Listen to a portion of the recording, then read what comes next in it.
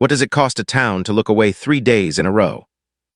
Ask anyone who lived near Larkspur Hollow, Wyoming territory, and they will tell you the answer came due long after the dust settled, in ways nobody expected.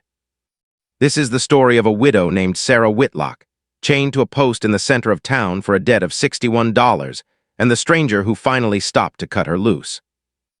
Men in 3 territories carried paper on that stranger. Not because he had broken the law, but because the men who wanted him gone had money enough to write whatever law they pleased. If a story like this has ever kept you up past your bedtime, stay through to the end, because the truth in this one does not arrive until the very last mile. Now let us go back to the beginning, back before the post, back to when Sarah Whitlock was only a widow with a garden gone brown and a debt she was 4 months from paying off. Her husband, a quiet man named Daniel Whitlock, had been dead 10 months. He had not been a bad man, only a man who trusted easily and thought poorly, the way good men sometimes do when the world has never once tried to ruin them. The debt he left was $61, borrowed from the Larkspur Hollow Bank for feed corn this season. A late frost took the crop before it ever broke ground. Daniel had meant to pay it back with the sale of 2 mules. The mules went lame before he could sell them. That was the way of things in that country. One bad turn led straight into the next, until a person found themselves standing in water they never agreed to wade into. Sarah knew the debt well. She had been paying it down herself, $1 here, $2 there, whatever she could pull from selling eggs and bolts of her own woven cloth at the mercantile. She kept $19, folded inside a coffee tin under the floorboard by the hearth. By her own counting, she was 4 months from clearing it entirely. That was where matters stood on the 9th of August, when the man who owned her note, a banker named Silas Teague, called the debt due in full and gave her 3 days to pay it or sign over her land. She could not raise $61 in 3 days. Nobody in Larkspur Hollow with that kind of money would hand it to a widow with no husband and no kin standing behind her, and Silas Teague understood that better than anyone. He had done the arithmetic long before he ever rode out to tell her. Larkspur Hollow sat low against the foothills, a plain town of near 400 people, with one wide street, a bank, a feed store, a hotel with a sagging porch, and a whipping post standing in the square like a scar nobody had bothered to heal over. The post had been used only once before, years back, for a man caught stealing horses. Silas Teague had a second use in mind now, and unlike most men who do cruel things, he did not do it out of hunger for cruelty itself. He did it because it served a purpose, and that made him a colder sort of man than most. He told his sheriff, a heavy-set man named Wyatt Combs, who had never once fired his revolver at anything that could fire back, that Sarah Whitlock had refused a lawful order and was therefore guilty of theft of land that Teague claimed she had no right to hold. It was the kind of reasoning that only survives in towns where the judge and the lawman both take their supper at the same man's table. The man Teague sent to do the actual work was named Jesse Rourke, kept on a private wage for the jobs Teague did not want his own name attached to. Rourke had narrow shoulders and restless eyes that moved like a hawk circling for something to land on. He was the one who bolted the iron rings into the old post. He was the one who guided Sarah's wrists into them and turned the key. Sarah did not cry. She was 24 years old, and somewhere in the space of those first minutes chained to that post, she made a private promise that no man who had a hand in what was happening to her would ever see her weep over it. She lifted her chin and read the sign hung above her own head. It said thief in letters bold enough to read from horseback. She memorized that word the same careful way she memorized every neighbor who passed without stopping. The first to walk by that morning was a storekeeper named Otis Vance, who slowed for a moment, looked at his own boots and kept walking. Behind him came a woman with 2 children who crossed to the far side of the street, as if she had simply remembered an errand there. By noon, 19 people had passed the post. Not one had spoken a word to her, or brought water, or asked the sheriff why a woman was chained up like livestock in the middle of town. The August sun came down on Larkspur Hollow that day with a weight that felt deliberate. There was no shade in the square. The iron rings held Sarah's wrists just above the level of her heart, and her arms ached within the hour and went numb well before dusk. She had 1 cup of water at sunrise and nothing after. By the second afternoon, her lips had split at the corners, and the town had stopped noticing her the way people stop noticing a crooked fence post, simply because it has stood there long enough to disappear into the scenery. A rancher named Beckett tied his horse near the feed store not 40 feet from where she hung, and spent 10 minutes discussing the price of barbed wire without once turning his head her direction. His horse looked at her the whole time.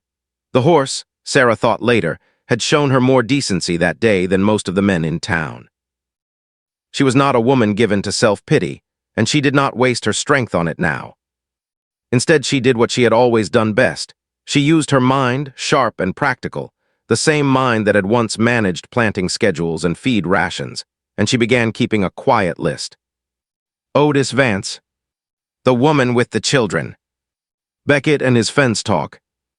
The preacher, who passed at 6 that evening on his way to supper, and did not lift his eyes from the road. She made herself no promises about what she would do with that list. She only promised she would not let herself forget it. Sometimes that is the only thing a person still has the strength to hold on to. It was on the second afternoon, with the sun past its worst but still merciless, that a rider came down the main street of Larkspur Hollow on a tall gray horse, moving slow, the way a man moves when he has been riding hard for days and wants to read the shape of a town before he commits to stopping in it.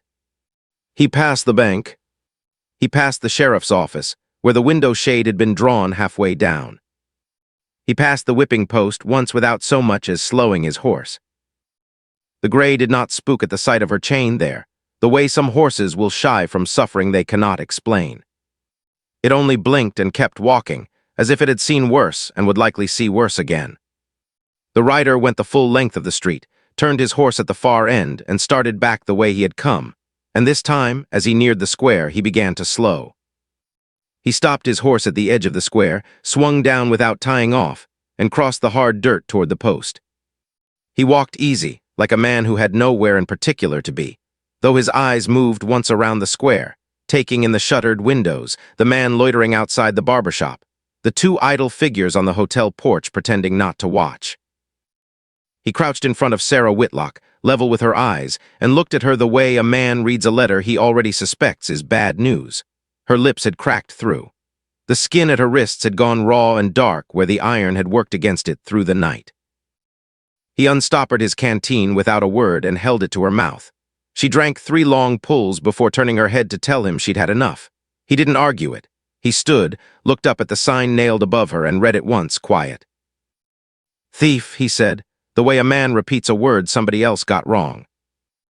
"That's what they call it," Sarah said. Her voice came out steadier than her body felt, and that seemed to catch him off guard. "Who locked these rings?" "Man named Jesse Rourke, works for the bank." He studied the padlock a moment, then drew his knife and set the flat of the blade behind the pin and leaned his weight into it until the metal gave. He did the same to the second ring. When her arms came free, her whole body folded forward, and he caught her under the elbows and held her upright until her legs remembered what legs were for.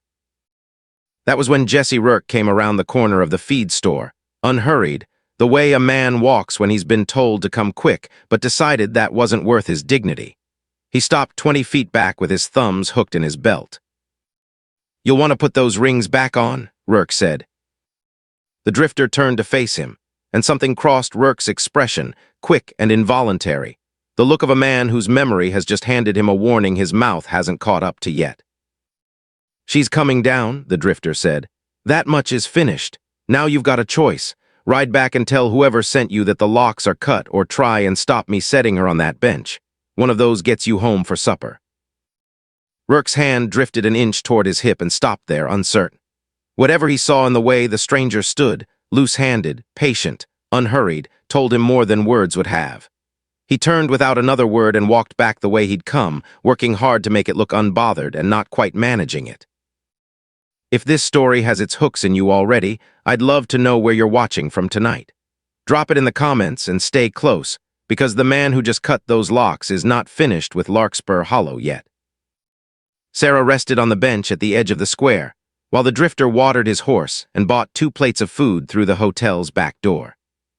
He brought her beans and cornbread and a second canteen, and sat with her while she ate, asking nothing about the land or the debt or the man who owned the bank. He had the look of someone who had seen enough of these situations that the details barely mattered anymore, only the shape of the thing. "I've a wagon," she said when she'd finished. "My place sits 4 miles east. I can drive myself." "I'll ride beside you." She studied him for a moment. "You don't know what you're riding into." "I passed that post twice before I stopped," he said. "I know enough." He rode alongside her wagon the 4 miles to the Whitlock place, a low house of timber and stone with a good well, a wilting garden, and a view of the Absaroka foothills from the front step. While she went inside to change and tend her wrists, he saw to his horse, and when she came back out with a pot of coffee, they sat together on the step as the light went orange and then gray. She told him about Daniel, about the note, about Sela's teague, and the $61 that had somehow turned into a chain around her wrists. He listened without interrupting, and when she finished, he asked only one question. "You still have the deed?" She did, folded in the coffee tin under the floorboard, beside the $19 she'd saved. "Then it's your land," he said. "Whatever paper he's waving, that deed is the truth of it." That was the same evening a blacksmith named Ezra Kettering, who had watched the whole exchange with Rourke from the doorway of his shop, sat down at his own kitchen table and told his wife he believed he knew the stranger's face. "Then who is he?" she asked, because 30 years married to a blacksmith had cured her of patience for a slow story. "They call him the Absaroka Ghost," Ezra said, lowering his voice as if the name itself demanded it. "Real name's Gideon Marsh. Was a deputy United States marshal out of Cheyenne, 3 years running down road agents and cattle thieves clear across the territory, and not one of them ever laid a hand on him. Men who saw him in a fight said it wasn't like watching him draw his gun. Said it was like the gun had always been there, and he only just remembered it." His wife poured more coffee and waited. "Then a job went bad outside Miles City," Ezra went on. "Gang he was chasing got ahead of him. Ambushed his partner, young man named Calder, 22 years old, wife waiting on him in Sheridan. Calder went down in the first volley, along with a family that happened onto the road at the wrong hour. Marsh killed 4 of that gang before the sun came up, and 2 more inside the week. Marshal's office called it a man gone past his authority. Took his badge for it. Did he go too far?" Ezra turned his cup slowly in his hands. "Depends who you ask. The families of the dead on that road say no. Men in Cheyenne with a desk and a ledger say yes. Either way, he's been drifting since. Trouble finds him, or he finds it, and then he's gone again before anybody can properly thank him." His wife thought of the widow chained at the post, whom she had seen from a distance that morning and had, to her own quiet shame, not stopped to help. "Then somebody sent him," she said, and Ezra didn't argue the point because he wasn't sure himself it was wrong. The next morning, Gideon Marsh sat across from Sarah Whitlock at her kitchen table, coffee cooling between them, and asked her a question that had nothing to do with debts or deeds. "Can you shoot?"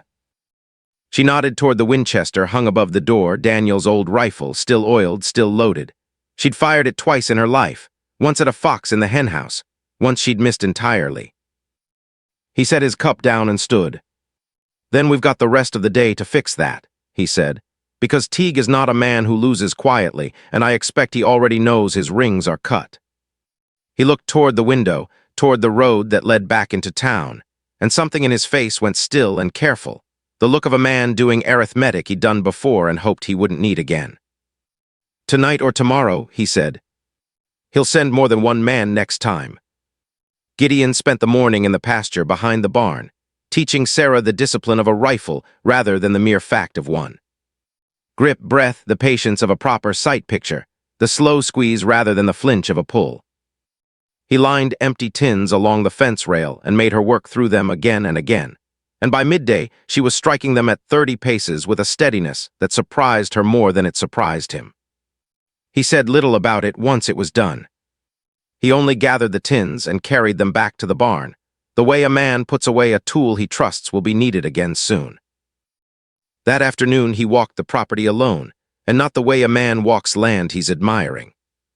He walked it the way a man walks ground he expects other men to cross in the dark, testing the lane from the road, the creek crossing at the south fence, the narrow gap between the barn and the well where anyone coming down from the north would have to pass. He tried each approach himself, slow, at the pace of a nervous man trying not to be heard, and found what he was looking for. A drainage rut in the lane that would catch an unwary boot. A flat stone at the creek crossing that rang faintly underfoot, almost like a bell already. He rode into town that evening and spent his own coin at a small mercantile run by a man named Otero, the only merchant in Larkspur Hollow who had looked uneasy watching Sarah chained in the square and had said so quietly to his wife that same night.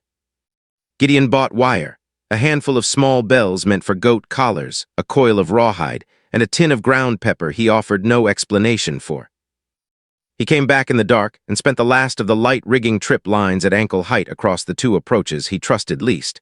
Bells hung soft on rawhide so they'd ring low and short rather than clang, a sound easy to mistake for nothing at all until it was too late to matter. He scattered the pepper along the creek crossing, a trick he'd learned years back from a tracker near the Mexican border, who swore it was the surest way to blind a hunting dog's nose for the rest of a night. He left the drainage rut and the ringing stone untouched on purpose. A man who finds one trap goes looking for the next. A man who finds none walks forward trusting his luck, and trusting your luck in the dark is how men get careless. He moved the lantern in the barn loft to a window facing the house, so that anyone watching from a distance would judge the loft to be 60 feet further south than it truly sat. Then he ate half a pot of beans, left the rest covered on the back of the stove, and slept 4 hours in the loft with his rifle across his knees. Teague's men came the following night. 8 had been Gideon's guess. 11 arrived instead. The first bell rang at 10:30, faint and short, from the lane where a boot had caught wire 40 feet out. Gideon heard a man curse under his breath and heard the others behind him go still, uncertain what they'd triggered. The second bell rang 8 seconds later from the creek, where 3 more were working their way up from the south. By the time the third sounded from the north gap, a lone man moving quiet to count windows, Gideon had already placed all 11 by ear alone, the small sounds of nervous men trying too hard not to make sound. He fired once into the night sky above the lane. The crack of it stopped every man in his tracks. 11 of you, he called from the loft, his voice carrying flat and even across the dark.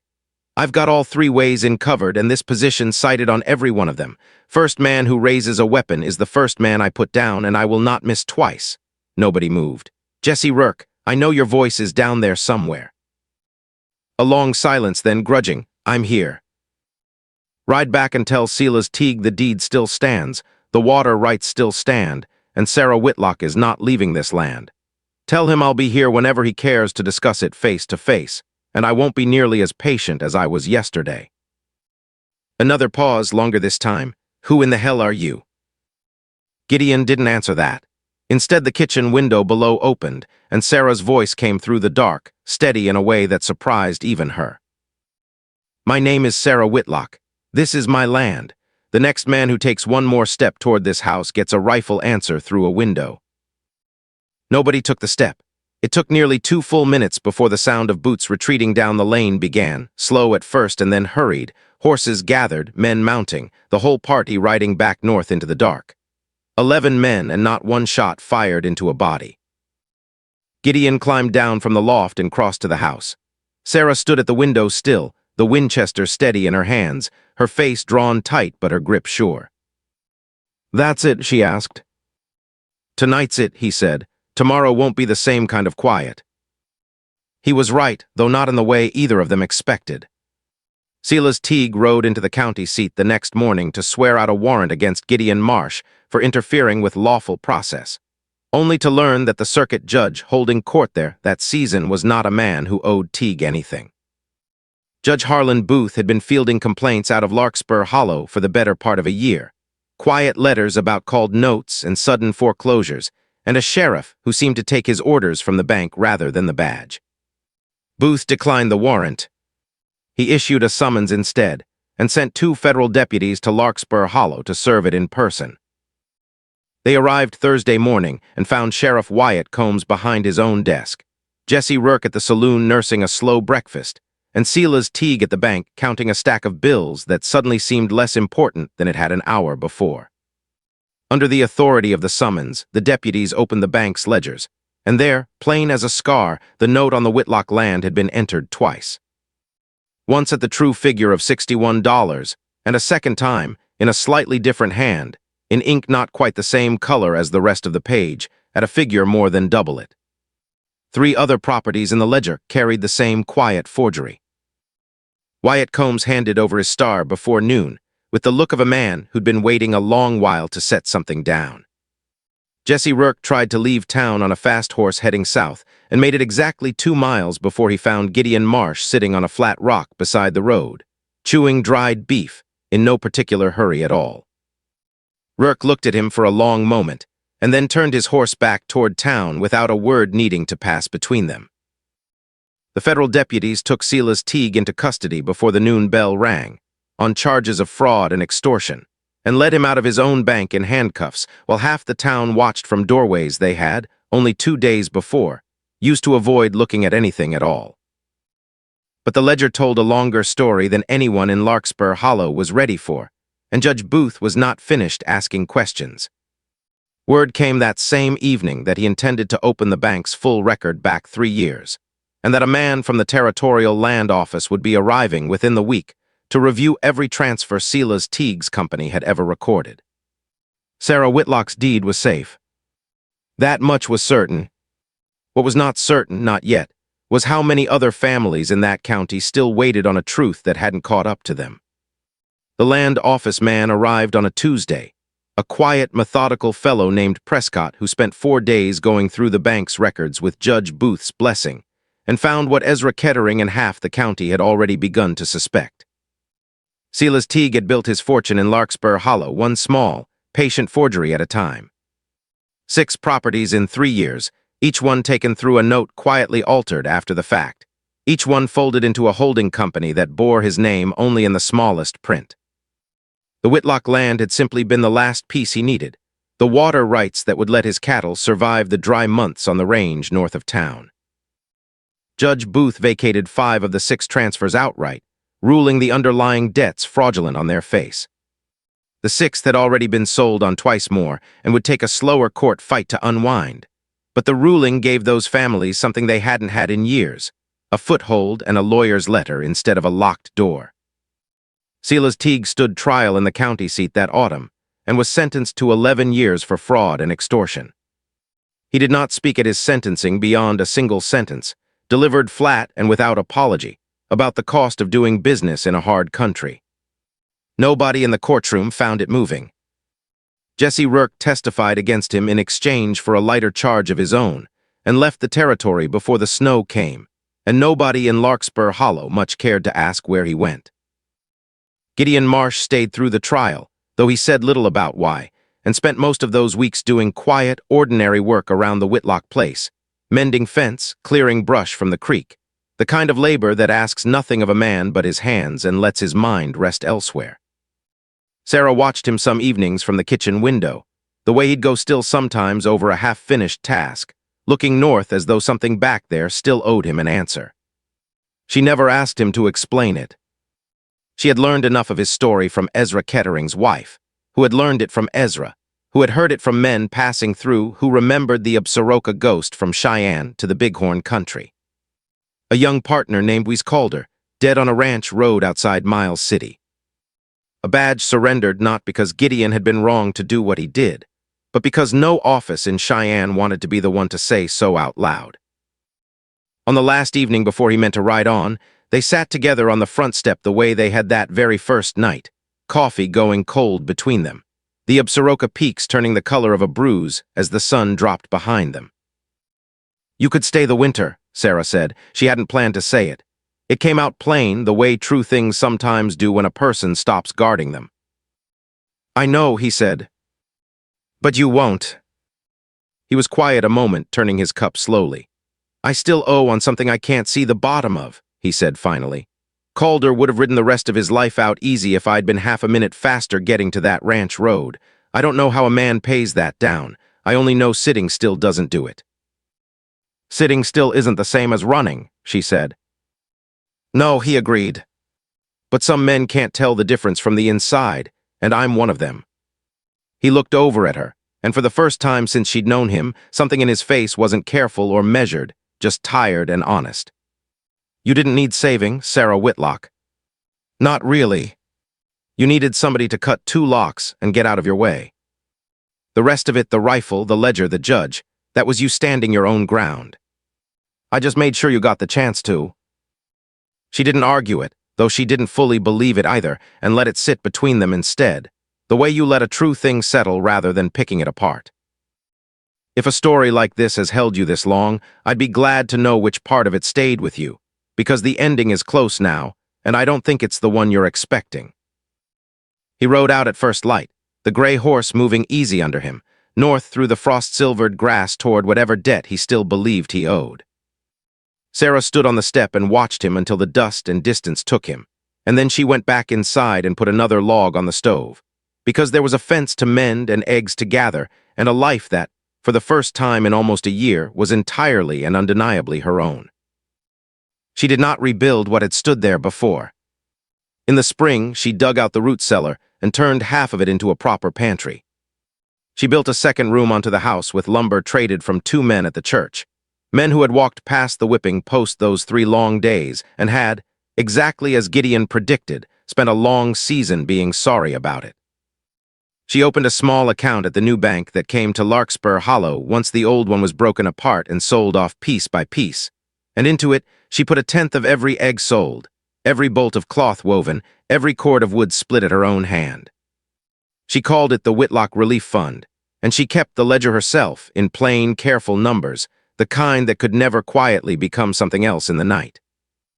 By the time 3 winters had passed, it had helped 4 other families in the county hold their land through seasons that would otherwise have broken them.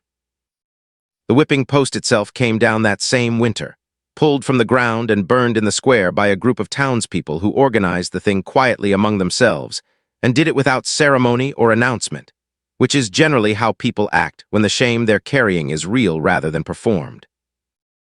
An old woman who had once been Ezra Kettering's young wife told this story to a stranger passing through decades later, in a small cafe near the Bighorn foothills, and swore every word of it was true, though she allowed that nobody had ever fully confirmed who Gideon Marsh really was, or which of the tales told about the Absaroka Ghost belonged to the man, and which belonged only to the legend that grew up around an empty saddle. She said Sarah Whitlock lived on that land the whole rest of her life, that the relief fund grew into something the whole county leaned on in hard years, and that when Sarah finally passed, she had asked for a particular stone cut plain, her name and her years carved above a single word she'd chosen herself, small, almost private, the way a person keeps the one joke that only they understand. Thief. That was what she asked for, that was what she got.